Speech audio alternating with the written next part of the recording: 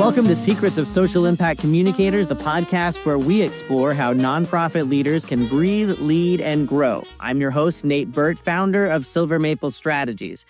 I'm really excited about today's conversation with our very special guest because, look, whether you grew up on a farm or like many Americans or those around the world have zero connection to food and agriculture, the fact is a lot more people today are talking about soil health, are talking about sustainable agriculture, regenerative practices.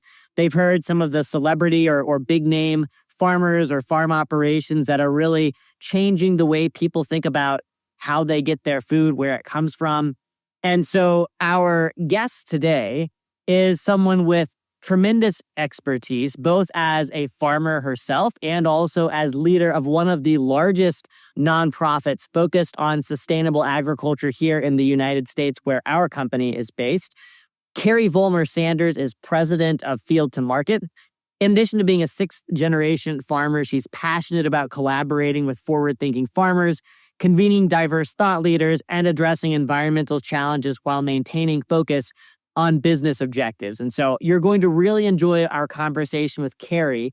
And she's going to talk a lot about the power of storytelling. She's going to talk about the importance of investing in yourself as a social impact leader.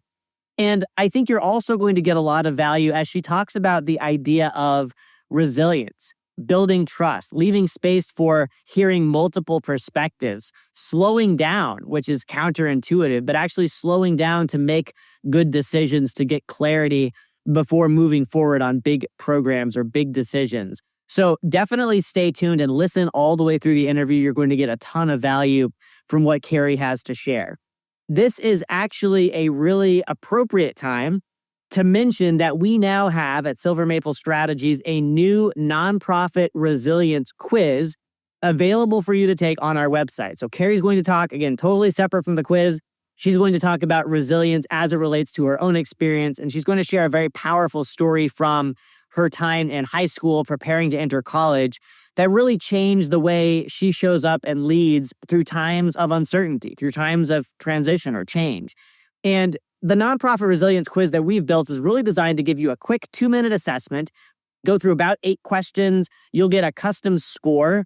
You will get a customized report emailed to you that sort of walks you through a roadmap for your nonprofit, recommended actions that you can take, 3 recommended actions.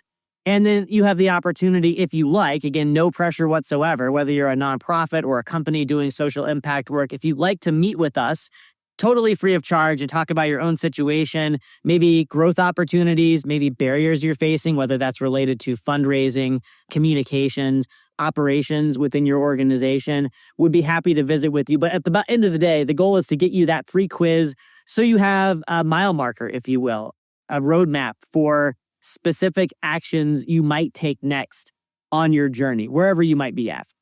So check it out. If you go to silvermaplestrategies.com, hover over the resources button at the top of the page, and you'll get a drop-down menu to the nonprofit resilience quiz. Again, silvermaplestrategies.com, hover over resources at the top of the page, and click on the nonprofit resilience quiz.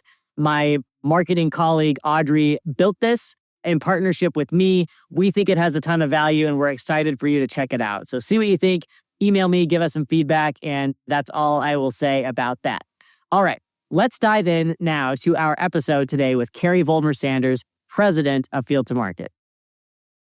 All right, well, joining me today is someone that I've had the great privilege of collaborating with and knowing for many years now in my past and present working in agriculture, and that is Carrie Vollmer-Sanders. She is the president of Field to Market. Carrie, thanks so much for being on the program today. Oh, Nate, I'm super excited to be here. Thank you. Well, I wonder if you could start by talking a little bit about yourself, Carrie, maybe your background in ag, for those, especially in our audience, who may not be familiar with U.S. agriculture, and the path that led you to Field to Market, which is the nonprofit you lead today. Oh, Nate, I'm super excited to be here. Thank you. Sure. Well, I grew up in a very small town called Eden, Edon, Ohio, and we grew up on a hog farm. We did everything ourselves. My dad and mom had 3 girls, and we were each in charge of something different and helped to make us independent women. We were all first generation to go to college, and When I got to college, I was pretty sure I was not going to come back to the farm. And, as life would have it, my path, I always stayed in agriculture, always kind of stayed in the agriculture and conservation space. And we also, about not quite 20 years ago, bought our first farm. My husband and I now farm with my parents, and I still get to work in that intersection of agriculture and conservation, but now get to lead Field to Market. Wonderful. I love that. And I love hearing about your upbringing, being first generation college, continuing to have that strong tie to your family's farm, to agriculture. That's amazing.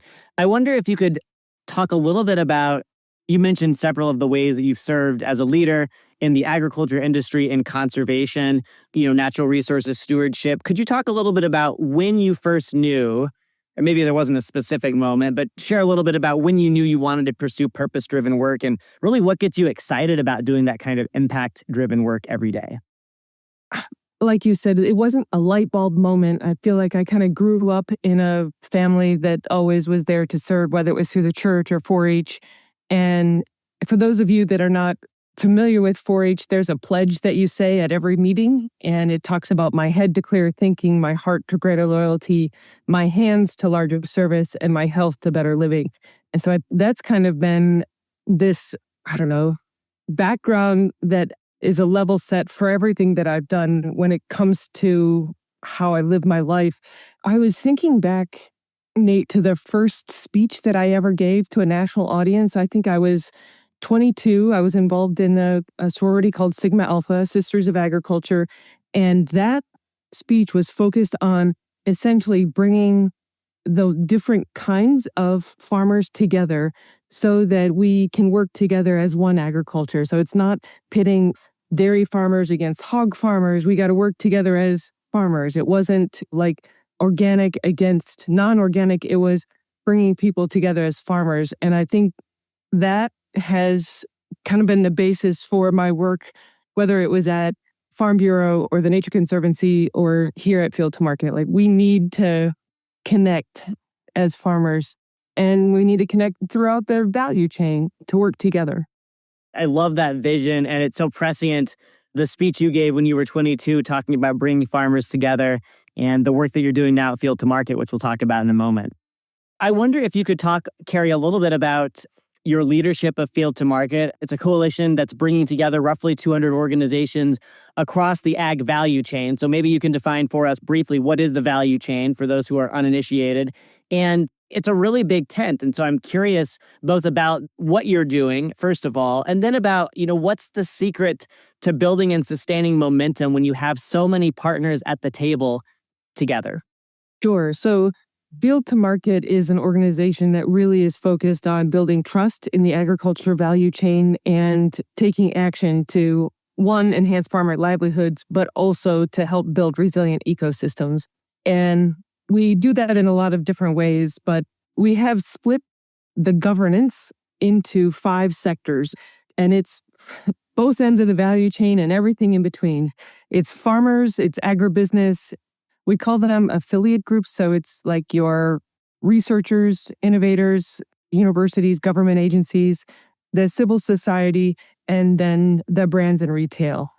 And the reason why they're split up for governance reasons is so that everybody has an equal voice at the table. So we are trying to do hard things like, could you please define regenerative agriculture?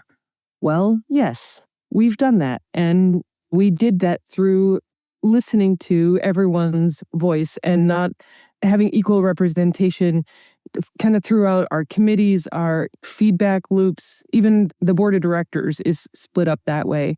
And it's been really valuable to not only does it ensure that we are hearing from each of the different perspectives, but also that if you're in the agribusiness world, you're hearing from other agribusinesses. And sometimes you just need a venue where you can talk with others that are experiencing the same things that you are.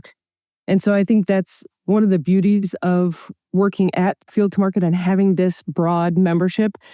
To your point, it is a pretty huge tent. So there are some things that are difficult, right? Like, you want to make sure that agribusiness is by far the largest sector because you've got agribusiness that serves farmers and agribusiness that serves brands.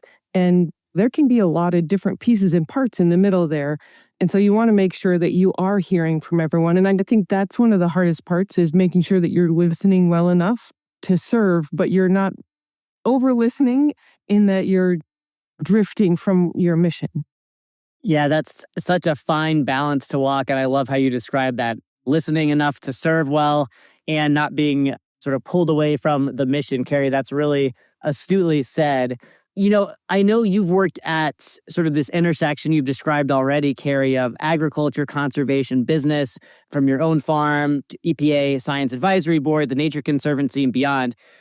I think this is a topic that's broadly interesting to a lot of people, even if you're in the majority of people who don't come from a farm or ranch background.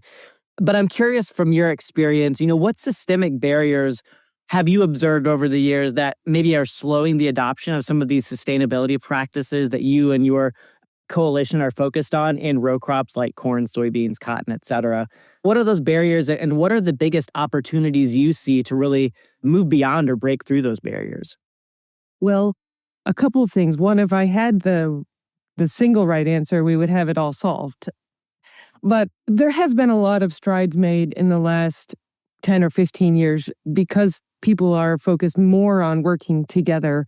And when you're thinking about things like sustainability, water quality, water quantity, biodiversity, carbon, climate change, it's not something that, like, there's not a finish line. Once we hit this, then we've won, right?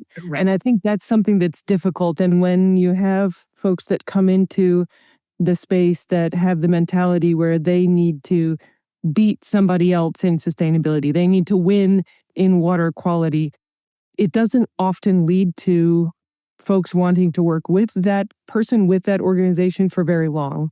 So I think that's one of the hardest things, is when you have folks that come in and they want to take credit for doing all the work, when it takes a village, truly.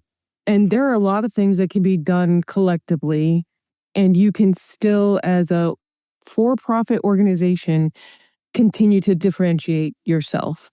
And I think that's the key. We need to be able to differentiate so that the for-profit entities can show that they are different from one another, right? Like Coke and Pepsi don't want to say that they are the same, but they can collectively work together towards things like water quality, water quantity, to help the greater good, to reduce risk for everyone in the ag value chain and help the supply chain be more resilient. Yeah, Carrie, and I love that vision of the social benefit. Like, what are those issues that are above and beyond individual proprietary corporate interests that have a broad benefit for a society, for farmers, for the land, for those who eat and drink those products that everyone in the supply chain is building toward. So I think that's a really important focus, and I appreciate your sort of outlining what that looks like in practice for our audience. Something I will say in full disclosure as we're sort of thinking about this is that my company, Silver Maple Strategies, decided to place membership with Field to Market recently because of the fact that this is such an issue that's near and dear to my heart personally as a leader. But I've also been able to observe the way in which Field to Market has conducted itself for many years, starting with my time back in Farm Journal. So that's a bit of a sidebar, Carrie, but I just want you to know that for those of us who are out there participating with even a small level of skin in the game, it is appreciated that we're having these kinds of conversations in agriculture, because I think it is a model for really any industry. How do we tackle these big, complex issues? And like you said earlier, we don't have a singular solution. If we did, we wouldn't be here. Is there a sense in which you feel like, and I know I'm going a bit off script, but is there a sense in which Field to Market and its coalition, its members, are sort of modeling for any industry practical, sort of society-focused processes for really getting better, taking some of these complex issues and turning them into solutions? Yes, absolutely. And I think it shows up in a lot of different ways. So one of the things I want to make sure, when people are members of Field to Market, when they attend our events, when they get our emails, when they interact with us in any way, they understand that it is a collective effort and we're here to support. So sometimes when you feel that, you see other stories, hear other stories, it's easier for you to then put that in practice in your own life outside of what it is that you're directly connected to field to market with. And I think that's one of the things that we're seeing. Are we driving it? All of the partnerships? No, but we definitely are a place where people can come and like, yes, partnerships are still alive. Yes, you can work with what people might think, quote unquote, are strange bedfellows, but we have to work together if we want the ag value chain to succeed. And that means that you've got to understand someone else's perspective a little bit. And I think that's one of the things I am trying to do is bring perspective to a place where there's already so many perspectives, but just highlighting them so that people hear the differences, the constraints, the situations that others are in so that they have a little bit better sense of understanding when they leave our meetings or our events. I love that, Carrie. And I think that perspective sharing and that holding space for those conversations is so important, especially when we see, again, not a political statement, but just there's tremendous polarization really in any aspect of society here in the United States and probably in other places around the world as well. So the fact that you're able to sort of shine a spotlight on those perspectives and, to your point, do so in a nuanced way that addresses opportunities, addresses constraints, the word you use, which I think is so astute. I think that's a great model. One of the things that occurred to me as I was thinking about questions I wanted to ask you, Carrie, is that while this is a real sort of a group effort and opportunity to validate the partnership model, take stock in what's working, make adjustments where things aren't to get greater progress, whether that's for row crop sustainability or other issues, it requires leadership from people like you to step up and say, I'm going to invest in myself so that I can help guide this process or be a part of this, whatever that looks like. And so I know that you're both a sixth generation farmer and you also recently completed your MBA at Purdue. So first of all, congratulations. That's a huge accomplishment. Thank you. Yeah. To build on that, what led you to pursue business education at this part of your career? And how has that sort of changed your approach to leadership and impact at Field to Market? So I have always been someone who loves to learn. And as I said earlier, I'm a first generation to go to college, but my mom always put us into situations where we got to learn something new. And so she was always volunteering us to help someone do some new, strange task, right? And so I've always had that drive within me. And I thought when I have my master's in agriculture economics, and I thought after I finished that degree, I might go get my PhD, was thinking about an MBA, and then life happens, right? And then you get married, you have kids, and you start work, and things just get busy. And I've always kept learning by reading. I do a lot of reading. And someone asked me before I started my MBA, well, why would you even want to spend time and money doing that? And I think it wasn't so much that it was the degree itself, but I wanted to get a better understanding of human resources and law. I wanted a better understanding of business finance. I'm on a lot of boards, and I just wanted to make sure that I was helping make the right decisions or asking the right questions when I was in these meetings. And I thought, why not just go take the classes at a university? And when I started looking at that, I was like, well, shoot, I could just get my MBA. Why don't I just do that? It doesn't matter. I think I graduated with my MBA just after my son graduated high school. And it was a commitment on my end and my family's end. So I did have a conversation with them because, as anyone that has a high school senior knows, that senior year is super busy with like senior pictures and all the senior stuff that happens, finding a college, applying for scholarships. And so it was a family yes to do this, but I don't ever think you're too old to go back to school. You know what else it did, Nate? I never even thought about this. I hadn't been in the classroom in 20 some years. And so it was very interesting to learn how things have changed in the education system in a college or university, right? So we were talking about AI and not cheating on the papers we were writing. And I was like, man, I don't even know how to do that. So in the chat rooms that we had, like when I was in college the first time, quote unquote, I mean, we tested out things like Twitter. It was like, so many things have evolved. It was just phenomenal from that perspective too, from a technology and perspective. It was great on so many levels. Yeah, I love that, Carrie. And while we're on the topic of continuing learning and making sure you're asking the right questions and deepening your knowledge base, I'm curious, you mentioned how your mom would put you in situations to learn something new and weird. I'm wondering if you could think of a specific instance off the top of your head and maybe what it taught you.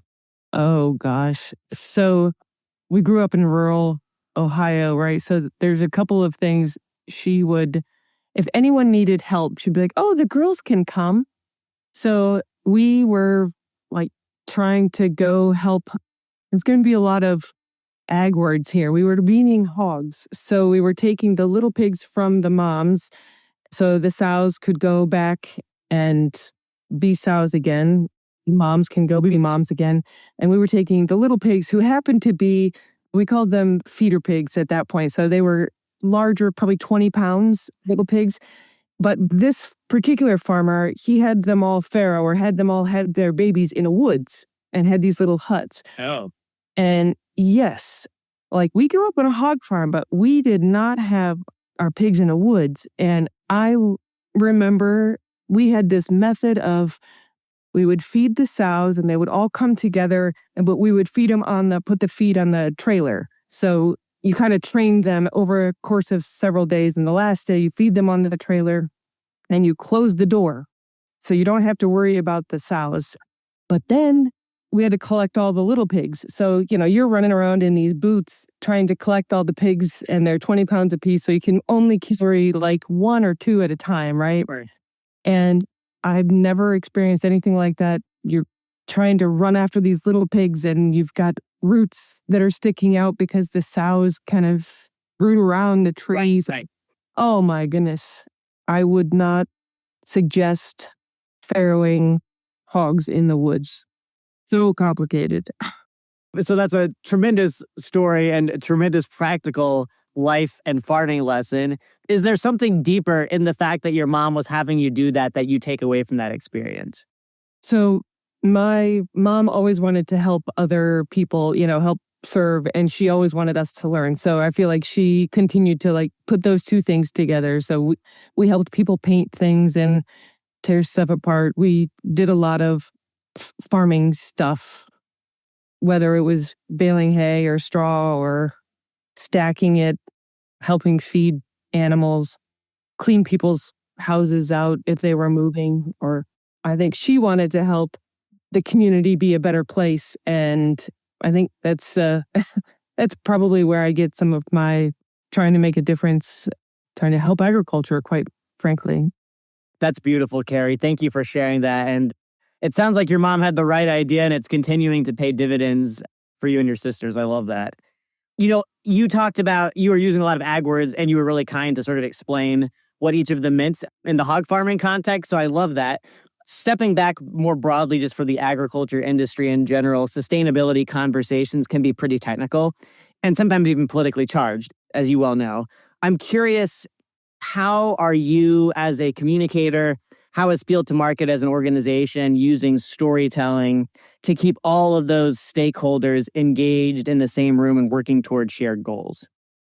So, Nate, I think I love stories. I think they provide a way to talk about something that maybe it's not comfortable to talk about, or you're not supposed to use certain words. And I think stories are a way to also highlight some of the awesome things that are happening, right? So I try to think of ways when I'm personally trying to address something that's difficult in a way that, how can I talk about it but not talk about it, right? Sure. And I think one of the stories that I go back to is just being able to listen to someone else. And my husband had told me that he was going to go shed hunting and wanted to know if I wanted to go with him. And we had looked at so many different sheds to put in our backyard to store our lawn furniture in the wintertime. And I was like, no, it's a beautiful day. I am not going shed hunting today. He asked my kids if they wanted to go and they were like, no, Dad, you're good. Just go. About an hour later, he sends me a picture of an antler, which is from a deer, and a deer sheds their antlers, and he was calling them sheds. He went looking for deer antlers in the woods. It would have been a beautiful day to do that, but I didn't ask him what he was doing, and he didn't explain what he was thinking. And so we missed out on this beautiful time together because we just didn't listen. We didn't ask any more questions. We just superficially heard what they had to say. And I think that's what we need to do with our everyday lives, working with partners, with sharing the stories. Like, we need to dig deeper so that people can hear more. We at Field to Market, we have some great stories to tell. I mean, every year we have these award winners, whether it's the Farmer of the Year, the Agribusiness Advisor of the Year, or the Collaboration of the Year. And we've been doing this for, I think, like 10 years. And there's so many great stories. We've been talking about, like, maybe we should resurrect some of those old stories because they're still good, Yeah. Yeah, we've got to keep the stories going to help relate it to people that maybe aren't in agriculture, right?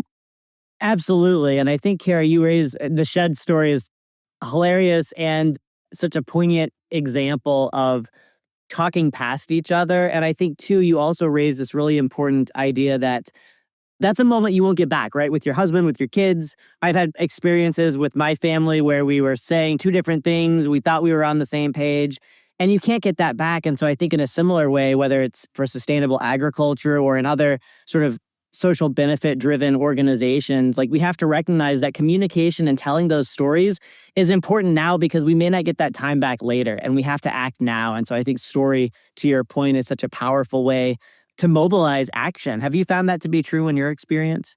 Oh, yes, absolutely. And I think it's like one of the reasons why I have in my tagline in my personal email, perspective matters. It really does matter. And you're not going to gain perspective without slowing down just a little bit, asking some questions, listening, and then coming back. So often we're in a kind of a reactionary mode, or we see someone in a situation, we assume that we know what they're thinking, or we assume that we know why they said what they said, but it could have a completely different context. And so we should never assume.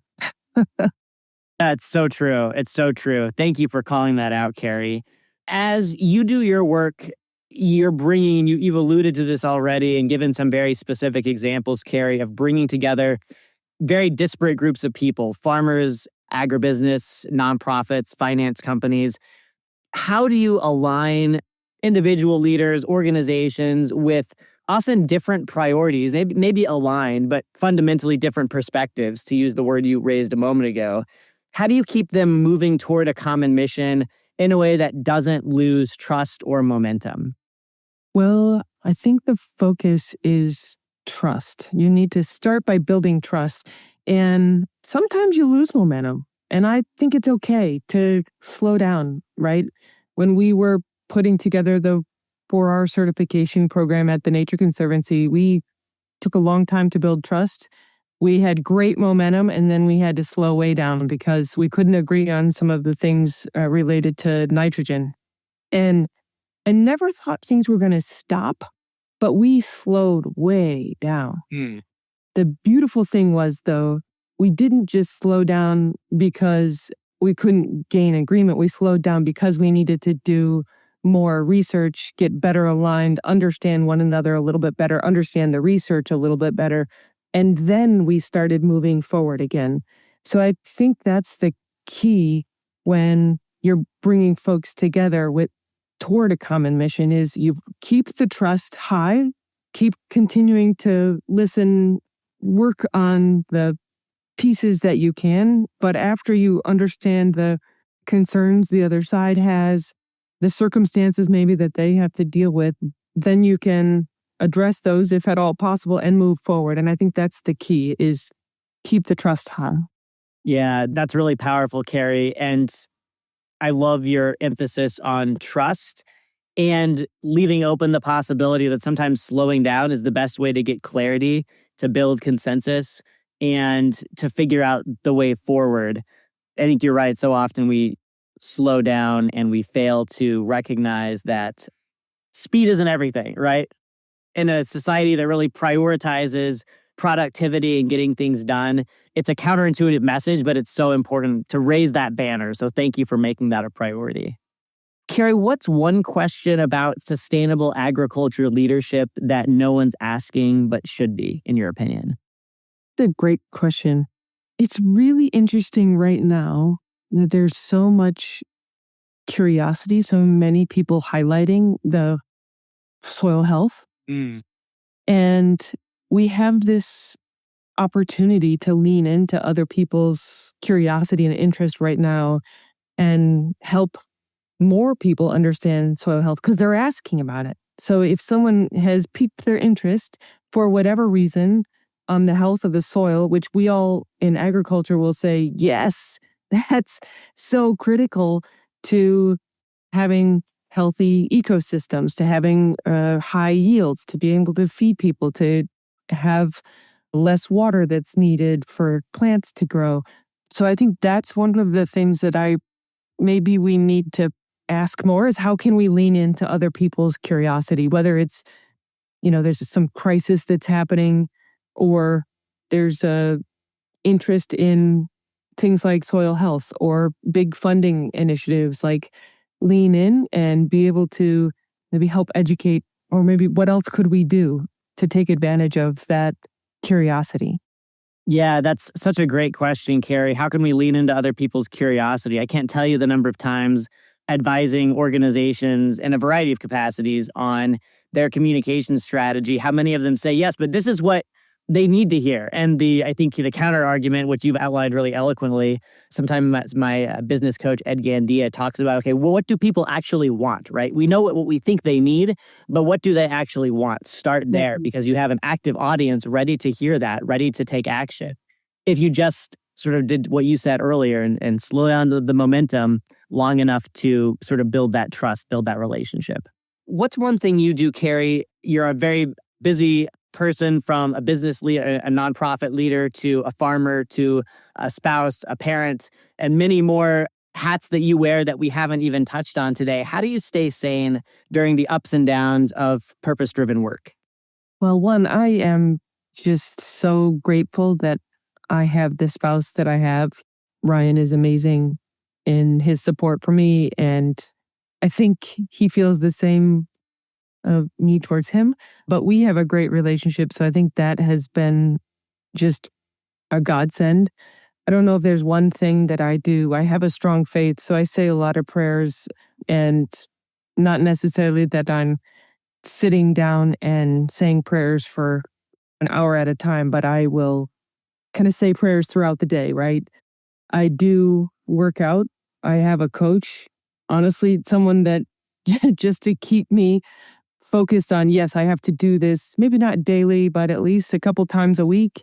And I also listen to music when I'm working out. So that kind of gets my mind in a different place so I can get my mind off of things. Sure.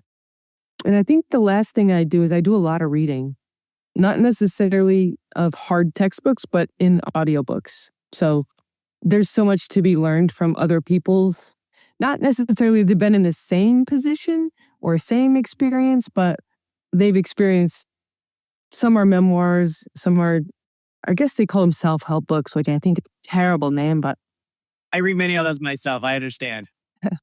but yeah, I mean, I love reading. That's amazing. It's really, I appreciate your laying out from your relationship with your husband to your faith walk to reading, listening, exercise. Amazing, super practical. Thank you for sharing that, Carrie. I'm curious, we ask all of our guests, and we sort of frame this question as, social impact communications uses story to open people's hearts, really, for something bigger beyond, in the case of businesses, profit, thinking something for a higher purpose. I'm curious about a story from your life. It could be in the last year, it could be much further back in the past, that has really profoundly changed the way you think about life and work. So when I'm going to go back to high school. So it's been a little while, Nate. Sure. That's okay. That's great. When I was in high school, I thought I was going to play basketball in college. I was pretty good. I was fast, strong, all these things. That was going to be I loved the sport. And I mean, I got to practice sometimes against the high school boys team just so that I could practice with them and get stronger and faster. When I was a junior in high school, I tore my ACL in my right knee. And so I was out for the rest of that season in track. When I was a senior, I tore my ACL in my left knee. And so it was like, okay, well, that's not going to work. And so I had to pivot what my plans were, and it was out of my control. I didn't think that my body could continue to take the aggressive basketball playing that I wanted to do. And so I shifted. So I went from thinking I was going to play high school basketball to looking at something completely different in college. I thought, well, I'll go into be a math and agriculture teacher, you know? And then when you get in college, things shift again. But it was that shift in high school from thinking I was going to play basketball and planning everything towards that to, okay, that's not in my control anymore. I can't do that. Now I need to shift. And that has really shaped the way I work. So I can't dwell on, poor me, my knees aren't the way I want them. It really is, all right, well, what can I do now? And that's been really helpful, especially in this past year with, there's some things that happened to our funding in our organization. And it was like, okay, well, that's not going to work the way we thought it is. What can we do now? And so I think that has helped me be able to shift more and not dwell on what could have been. Yeah, thank you for sharing that story and being so vulnerable. Carrie, I wonder, as you look back, I mean, high school is a very sort of powerful, sort of a watershed moment in a person's life. And I'm curious, what was the key for you? It seems like that's a very monumental shift in your thinking, right? Having planned everything for a college basketball career.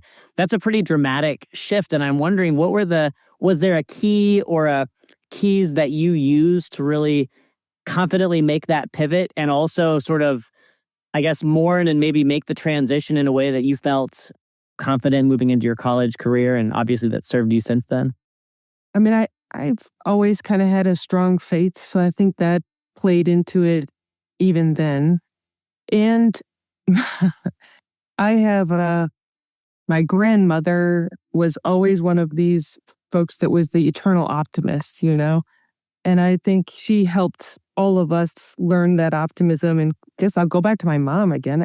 She's very optimistic, and she's like, there's nothing so bad. There's not something good that comes out of it. And when she first said it, I was angry, right? Like, yeah, but you don't understand, Mom. But I think after you are I laid in bed for a long time with the different surgeries. Things are so much different now. But when I was by myself a lot and thinking about, okay, well, what good can come out of this? And I think that's part of my mantra now is, all right, when something happens that you can't control, what good can come out of it? What are the different ways to look at this? And I didn't have it all figured out clearly back then. I'm getting better at that now, I think. Yeah. Looking at the possibilities. Yeah, looking at the possibilities. I love that. Thank you so much for sharing that, Carrie. Well, as we're starting to wrap up, this has been I've loved this conversation. I'm so grateful for your sharing your insights with us. Carrie, when people look back on your life and contributions, what do you want them to say about you? Well, this is a hard question, Nate. I have thought about this over the years. I found some notes that I made a while back, and I think the biggest thing is that I've made a positive difference in the world. I've helped people work better. I've helped the agriculture industry. When people meet me, I want them to leave feeling empowered to do more, that things are possible. Yeah, I love that, Carrie. Feeling empowered to do more, thinking things are possible.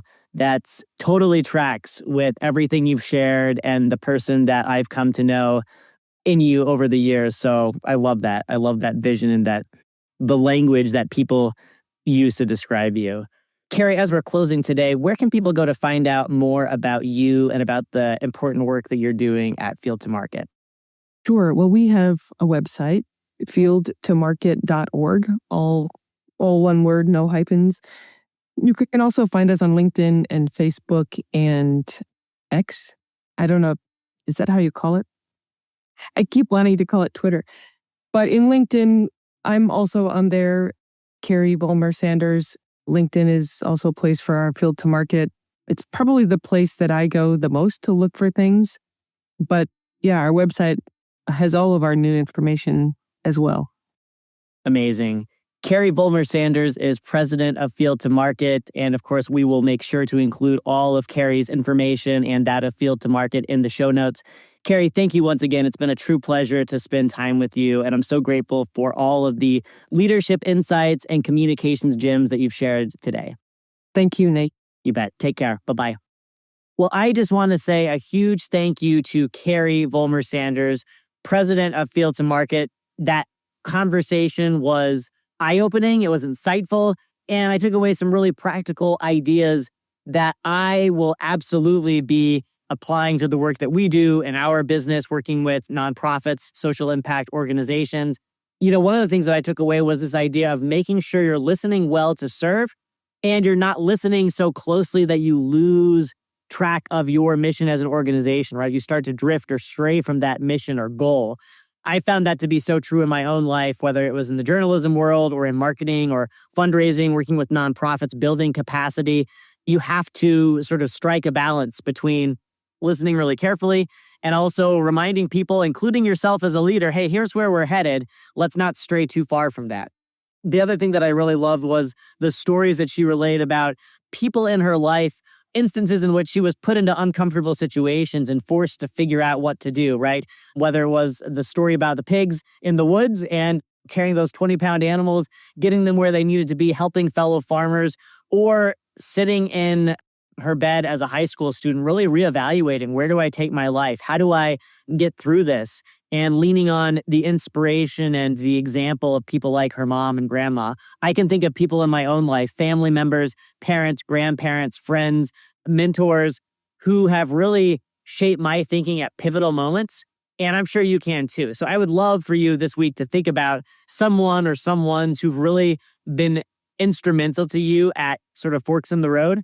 And if those people are still with us, giving them gratitude, reaching out to them and telling them thank you personally. If they're no longer here, just having gratitude, being grateful for the time and the insights and the wisdom they shared with you. I think that's so important.